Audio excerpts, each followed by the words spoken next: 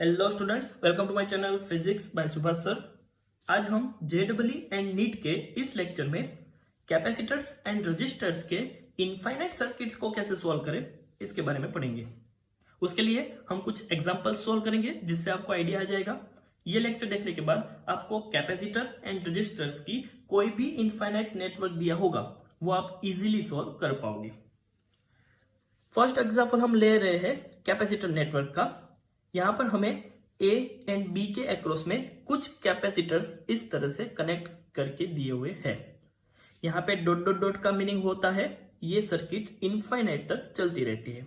मतलब यहाँ पर हम देख सकते हैं कि 1 माइक्रोफेराड है, 1 माइक्रोफेराड है, 1 1 1 1 ऐसा कंटिन्यूसली चलता रहेगा। तो ऐसी सर्किट्स को सॉल्व करते वक्त हमें सबसे पहले तो इस सर्किट में रिपीटिंग यूनिट क्या है वो फाइंड करना होगा। फिर वो कैपेसिटर सर्किट हो या रजिस्टर सर्किट हो, सबसे पहले हमें फाइंड करना होगा रिपीटिंग यूनिट। दैट मीन्स कौन सा यूनिट है जो हर बार रिपीट हो रहा है। तो यहां पर हम देख सकते हैं ये 1 माइक्रोफेराड है, ये 1 माइक्रोफेराड है। अब आगे जैसे जैसे आप चलते जाओगे वैसे यहाँ पर 1 1 का रिपीटिंग यूनिट देखने को मिलेगा। यहाँ पर देखो 1 माइक्रोफेराड है, 1 माइक्रोफेराड है, फिर से 1 1, फिर से 1 1, ऐसा इनफाइनाइट तक चलता रहेगा। हमें फाइंड करना है ए एंड बी के अक्रॉस में इक्विवेलेंट कैपेसिटेंस। सॉल्यूशन देखते हैं। लेट सपोज हम ऐसा कंसीडर कर रहे हैं कि ए एंड बी के अक्रॉस में इक्विवेलेंट कैपेसिटेंस है एक्स। अब हमें एक्स की वैल्यू फाइंड करनी है क्योंकि वही है ए एंड बी के बीच का इक्विवेलेंट कैपेसिटेंस। अब यहां पर देखो सर्किट में मैंने कुछ चेंजेस किए हुए हैं। चेंजेस मतलब कुछ नहीं, थोड़ा सा ऐड किया हुआ है। क्या? तो यहां पर हमने देखा है कि ये रिपीटिंग यूनिट है 1 माइक्रोफेराड है, 1 माइक्रोफेराड है, 1 माइक्रोफेराड है, 1 माइक्रोफेराड है, इनफाइनाइट तक। अब इस सर्किट में से अगर एक रिपीटिंग, ये जो फर्स्ट रिपीटिंग एलिमेंट्स है उसको मैं अलग कर दूं, यहां पर मैंने जो अलग से ड्रॉ किया हुआ है, और पीछे का जो पूरा जो नेटवर्क था वो एज इट इज रहने दूं, तो ये जो पीछे का पूरा यूनिट है जो मैंने यहाँ पे डॉटेड लाइन से पूरा दिखाया हुआ है उसका इक्विवेलेंट कैपेसिटेंस क्या होगा। तो आप ऐसा आंसर दोगे कि अगर पूरे नेटवर्क का इक्विवेलेंट कैपेसिटेंस x है तो ये जो डॉटेड लाइन है उसका equivalent capacitance x minus something होगा, क्योंकि यहां पे ये जो यूनिट है उसको हमने निकाल दिया है। तो x माइनस समथिंग होना चाहिए, लेकिन वो समथिंग मतलब क्या वो हमें नहीं पता। अब स्टूडेंट्स, ऐसी सर्किट के लिए आपको याद रखना है कि ये इनफाइनाइट सर्किट है। इनफाइनाइट सर्किट में ऐसे यूनिट्स को आप ऐड करो, एक रिमूव कर दो, तो कुछ ज्यादा चेंजेस नहीं होंगे। मेरा कहने का मतलब ये है कि ये इनफाइनाइट, लेट सपोज ऐसे 10,000 यूनिट्स यहाँ पे कनेक्टेड है। अब ये 10,000 में ऐसे 1 यूनिट को आप ऐड कर दो या 1 यूनिट को 10,000 में से रिमूव कर दो, तो इक्विवेलेंट कैपेसिटेंस में कुछ ज्यादा चेंजेस नहीं होंगे। तो एक यूनिट को अगर मैंने यहां से निकाल दिया तो पीछे का जो यूनिट्स है उसका भी इक्विवेलेंट कैपेसिटेंस नियरली एक्स ही होना चाहिए। सो इस पूरे सर्किट की जगह हम यहां पे एक कैपेसिटर लगा सकते हैं कि जिसका इक्विवेलेंट कैपेसिटेंस एक्स है। फिर से मैं बता रहा हूं, हमने एक यूनिट यहां से निकाल दिया है, लेकिन ये इनफाइनाइट नेटवर्क है और इनफाइनाइट नेटवर्क में ऐसे यूनिट्स को हम ऐड करें, रिमूव करें, तो इक्विवेलेंट कैपेसिटेंस में बहुत ही माइनर चेंज होगा और उसको हम कंसीडर ना करें तो भी चल सकता है। तो इस पूरे सर्किट के जगह हम यहां पे रख देंगे एक कैपेसिटर कि जिसका इक्विवेलेंट कैपेसिटेंस है एक्स। यहां पर जो 1 माइक्रोफेराड था वो एज इट इज, यहां पर जो 1 माइक्रोफेराड था वो भी as it is, A and B. हमें पॉइंट ए एंड बी के अक्रॉस में इक्विवेलेंट कैपेसिटेंस फाइंड करना है। अब यहां पर आप देख सकते हो, यहां पे जो x माइक्रोफेराड का कैपेसिटर है और ये जो 1 माइक्रोफेराड का कैपेसिटर है वो दोनों सीरीज में है। कैपेसिटर में सीरीज कनेक्शन के लिए इक्विवेलेंट कैपेसिटेंस का इक्वेशन है 1/c equivalent equal to 1/c1 plus 1/c2 plus 1/c3 up to. यहां पर दो कैपेसिटर है तो उसके इक्विवेलेंट कैपेसिटेंस का इक्वेशन डायरेक्टली हम ऐसे लिख सकते हैं c डैश इक्वल टू दोनों का मल्टीप्लीकेशन डिवाइड बाई दोनों का addition. So x into 1 by x plus 1, so ये हो जाएगा x अपॉन x प्लस 1। तो इस दोनों कैपेसिटर की जगह इसको रिप्लेस करके हम एक कैपेसिटर लिख सकते हैं कि जिसका कैपेसिटेंस होगा x अपॉन x प्लस 1, जो यहां पर हमने लिखा हुआ है। यहां पर 1 माइक्रोफेराड कैपेसिटर था वो एज इट इज। अब हमें ए एंड बी के अक्रॉस में इक्विवेलेंट कैपेसिटेंस फाइंड करना है। यहां पर हम देख सकते हैं सी डैश एंड 1 माइक्रोफेराडे दोनों पैरेलल में है। पैरेलल के लिए इक्विवेलेंट कैपेसिटेंस दोनों का एडिशन हो जाएगा, तो वो हो जाएगा C double dash equal to C dash plus 1 microfarad. C dash की वैल्यू हमारे पास है x अपॉन एक्स प्लस 1, यहां पर रखेंगे, सॉल्व करेंगे तो सी डबल डैश मिलेगा 2x plus 1 upon x plus 1। इन दोनों को रिप्लेस करके हम एज 1 कैपेसिटर लिख सकते हैं सी डबल डैश, यहां पर point A and B. So A and B के अक्रॉस में हमें इक्विवेलेंट कैपेसिटेंस मिला 2x plus 1 upon x plus 1। लेकिन जैसे हमने पहले कंसिडर किया हुआ है, हमने तो ऐसा कंसिडर किया है कि ए एंड बी के अक्रॉस में इक्विवेलेंट कैपेसिटेंस x है। That means C double dash की वैल्यू कितनी है x, तो यहां पर इज इक्वल टू x लिख सकते हैं, तो ये हो जाएगा x equal to 2x plus 1 divide by x plus 1। इसको सॉल्व करते हैं, x प्लस 1 यहां पर मल्टीप्लाई होगा तो ये हो जाएगा x square plus x equal to 2x plus 1। Final equation x square minus x minus 1 equal to 0। ये जो इक्वेशन है वहां पर हमें x की वैल्यू फाइंड करनी है और वही वैल्यू हमारा a एंड b के अक्रॉस में इक्विवेलेंट कैपेसिटेंस होगा। लेकिन ये इक्वेशन को हम इजीली सॉल्व नहीं कर सकते, क्योंकि हम देख सकते हैं कि ये डायरेक्टली स्क्वायर वाले टर्म्स नहीं है। तो सबसे पहले तो हमें इस इक्वेशन का फाइनल टर्म फाइंड करना है। तो उसके लिए आपको एक इक्वेशन याद रखना है जो आप स्टैंडर्ड 10th में भी पढ़ चुके हो। ऐसे इक्वेशंस के लिए final term equal to middle term square divide by 4 into first term. इस इक्वेशन के लिए अगर फाइनल टर्म फाइंड करना है तो final term equal to middle term है minus x, so minus x का square divide by 4 into first term जो है x square. X square cancel हो जाएगा, तो यहां पर फाइनल टर्म मिलेगा 1/4। सो इस इक्वेशन के लिए अगर फाइनल टर्म 1/4 हो तो हम इस इक्वेशन को इन फॉर्म ऑफ स्क्वायर लिख सकते हैं। तो हम क्या करेंगे, दोनों ओर 1/4 ऐड करेंगे। अब लेफ्ट साइड 1/4 ऐड करेंगे तो ये हो जाएगा x square minus x plus 1/4 minus 1 as it is. Left side add किया है तो राइट साइड भी ऐड करना पड़ेगा, सो इक्वल टू 1/4। हमें यहाँ पर 1 की रिक्वायरमेंट नहीं है तो उसको इक्वल टू के सामने जाने देंगे, तो ये हो जाएगा x square minus x plus 1/4 equal to 5/4। अब इस इक्वेशन को हम लिख सकते हैं x माइनस 1/2 का whole square equal to 5/4 as it is. Square यहां से निकलेगा तो सामने जाएगा स्क्वायर रूट। 5/4 का स्क्वायर रूट निकलेगा तो वो हो जाएगा प्लस और माइनस, 5 का स्क्वायर रूट नहीं निकल सकता तो वो हो जाएगा √5 डिवाइड बाई 4 का स्क्वायर रूट 2। स्क्वायर रूट निकाला है इसलिए प्लस एंड माइनस दोनों वैल्यू होगी। Left hand side x minus 1/2 रहेगा।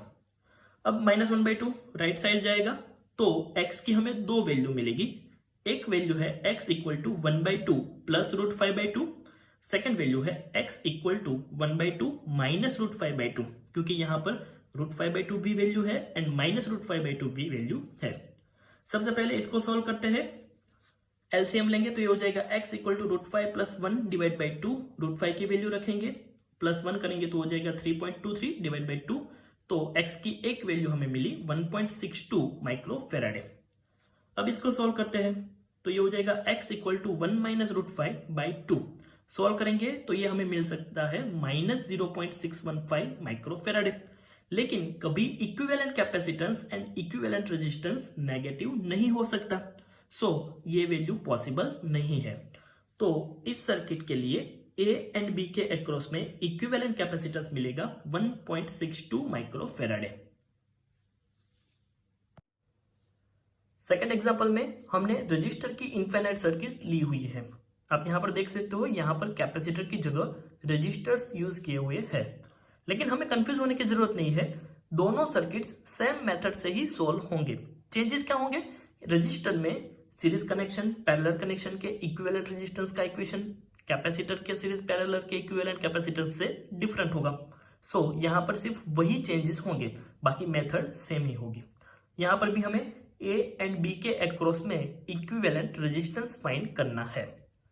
जैसे मैंने फर्स्ट एग्जांपल में बताया था, ऐसी सर्किट्स के लिए सबसे पहले तो हमें रिपीटिंग यूनिट फाइंड करना है। यहां पर हम देख सकते हैं 1 ओहम 1 ओहम 1 ओहम, ये रिपीटिंग यूनिट है। आप देख सकते हो 1 ओहम 1 ओहम 1 ओहम, फिर से 1 1 एंड 1, ऐसे कंटिन्यूसली इनफाइनाइट तक चलता रहेगा।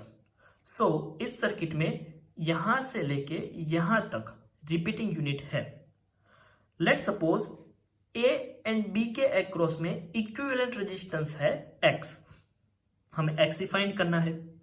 अब इनफाइनाइट सर्किट्स है तो इस इनफाइनाइट सर्किट में से एक यूनिट ऐड करे या रिमूव कर दे, उसके इक्विवेलेंट रेजिस्टेंस में कुछ ज्यादा चेंजेस नहीं होंगे। सो यहां पर हम देख सकते हैं डॉटेड लाइन से हमने एक यूनिट को अलग कर दिया है।